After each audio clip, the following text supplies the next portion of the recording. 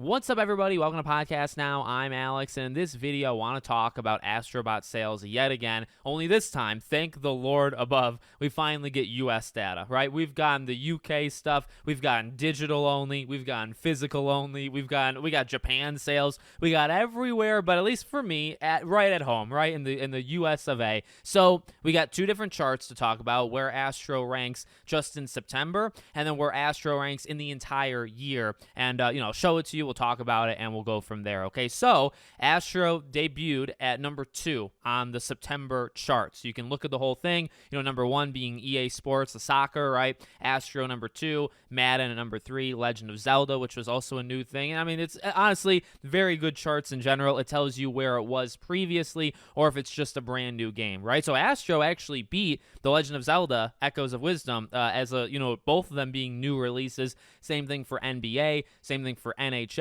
same thing for Marvel vs. Capcom, and Space Marine 2. We actually know Space Marine 2 crushed it overseas. So it did primarily better over there versus, in the US. Whatever. I mean, it's doing really well just in general. Okay, so you have that, and you can look at where the games were, before. Like God of War, really skyrocketed. It was 29, now it's 10, etc., etc. Hogwarts Legacy, by the way, just freaking hanging in there the entire year, and I think it's still going to do it because you'll have the Black Friday type sales as well. Hogwarts Legacy is going to probably be a top 12, 13 game of 2024. It didn't even come out this year. So that's nuts for a game that's not a sports game and Call of Duty, right? I think that's actually quite unique. And then you have the entire year. Now, if you look at the whole year, I always like to look at Final Fantasy just kind of for fun. 7 Rebirth had so much hate, in terms of, I had divide. I don't know if I want to say hate, but you know what? It's always done pretty well. It is dropping, right? It was last month number 9. Now it's number 12. I want to say it was number 4 or 5 at its peak, but it kind of keeps dropping, lower and lower as the more new games come out. Now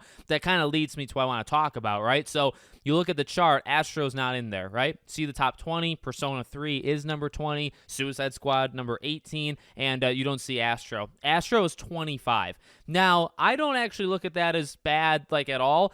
You'll notice, again, some of those new games that came out in this month that we just talked about, right? None of them are on there except for soccer. So, the sports game is the only one that made it. But when you look at Astro, Legend of Zelda, NHL, NBA, none of them have actually made it into the top 20 yet. Now, the thing is, and I bring up Final Fantasy earlier, it's easy to crack this list in the beginning of the year. Like a Dragon was on this list, it's gone. Things like Dragon's Dogma, that's held relatively solid. But, like I said, Final Fantasy has slipped. I think Stellar Blade used to be on this list. I think it maybe peaked at 17 or 16, and that's, not even there anymore. Funny enough, Black Myth Wukong is not on this list either. Now, we know, a huge, maybe 60, 70, 80% of the game sales was actually in China, so I guess that makes sense. Remember, this is just the U.S., but this is actually physical and digital, okay? It includes both of those. So yeah, honestly, I mean, you got to think about October. October has a couple, I would say, big ones, right? You got Dragon Age, the last day of the month, but you also have had things like Metaphor and Silent Hill and a bunch of, it's October is packed. It's absolutely packed. And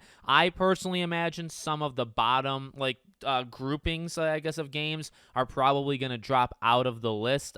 Things like Suicide Squad, Persona 3, EA Sports 24, even Madden 24. I think a lot of those are going to go bye-bye, and you're not going to see them once we get this for the next month. We'll see it in November, but it'll be for the October list. I honestly think Astro will rise, and I've said that for a while. It'll be interesting to see in the U.S. versus overseas, right? Because, again, we've heard what this game has done in comparison to the Crashes of the world and things like and Spyro and all of these platformer games outside of Mario. It's done better than all of them, Sonic included, right? So it's one that I think in the U.S. will rise. But again, you got to think, okay, Silent Hill, the majority of sales, at least in the UK, were on PlayStation. So, okay, when it eventually shows up in the US one, will that bring itself to light, right? Will you see Silent Hill 2? Maybe, maybe not. The game sold 1 million. Persona 3 sold 1 million back, in February. So maybe Silent Hill isn't big enough. But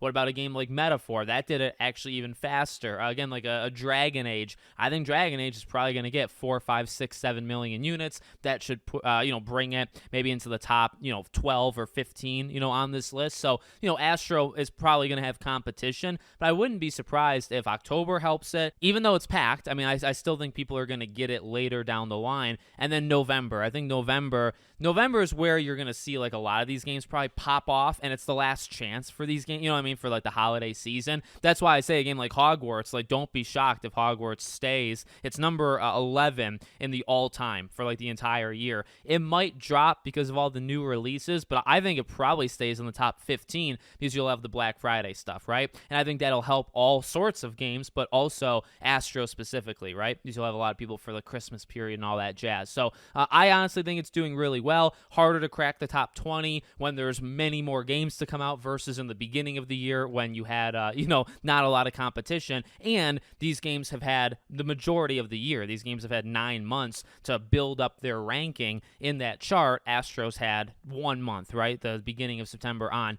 So I think, honestly, it's doing extremely well as we've continued to talk about. And I hope to see more. Hope we get more Astro games. Hope we get the Slides of the world and all that jazz. So let me know what you guys think in the comments. Make sure, as always, you're subscribed to the channel, bell icon turned on. I hope to see you all on the next one.